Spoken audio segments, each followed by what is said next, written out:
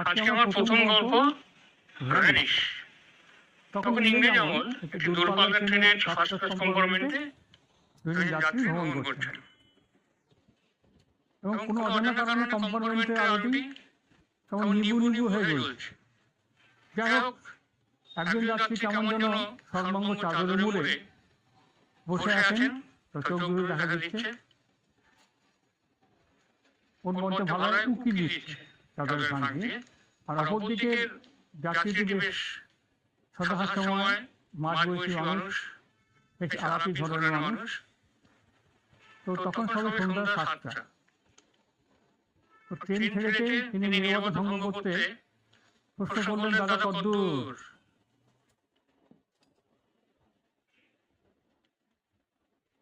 ওপর থেকে একটা অদ্ভুত গলার আওয়াজ এলো, ফ্যাসফ্যাসে গলা। না, তিনি ব্যাপারটা গুরুত্ব দিলেন না, কারণ ভাবলেন যে হয়তো হতে পারে তার ঠান্ডার ধাত আছে বা গলার কোনো সমস্যা রয়েছে। তিনি আবার প্রশ্ন করলেন, পাটনায় কি যাতায়াতে যাচ্ছেন? এতক্ষণ থাকেন? উত্তর নেই। ভদ্রলোক কথা না বলে পারেন না। তিনি শেষে মোক্ষম প্রশ্নটি করলেন, দাদা কি ভূতে বিশ্বাস করেন? ভূত দেখেছেন কখনো? এবার সামনের যাত্রীটি নড়ে চড়ে বসল।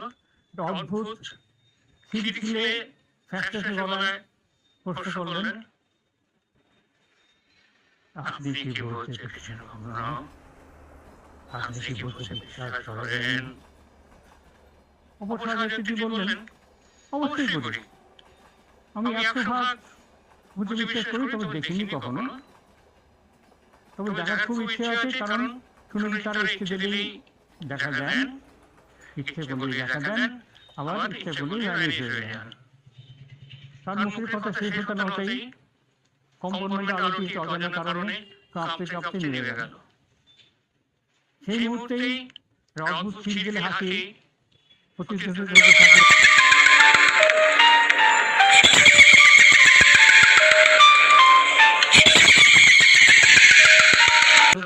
সারা কম্পার্টমেন্ট জুড়ে তিনি এক মুহূর্তে যে তাকিয়ে দেখলেন সামনে মানুষটি ভ্যানিশ। তিনি সঙ্গে সঙ্গে জিয়াসি আলো জ্বাললেন, ঢেলে দেখলেন এই সহযাত্রীটির সারা কম্পার্টমেন্টে চিহ্ন মাত্র নেই। তার কাপা কাপা হাত থেকে জিয়াসির পড়ে নেমে গেল। তবে কি তার কাছে এখনো সেই অদ্ভুত হাসি অনুরণিত হচ্ছে।